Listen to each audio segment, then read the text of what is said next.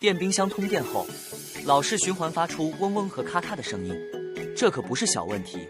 大概率是压缩机或者启动继电器出故障了。具体来说，就是启动继电器的触点接触不良，会反复接通又断开，直接导致压缩机跟着不停开机停机，才会出现这种循环异响。遇到这种情况，建议先断电停机，避免压缩机因频繁启停过热损坏，再联系专业维修人员检测更换故障部件，不要自行拆解，防止引发其他故障。感谢观看。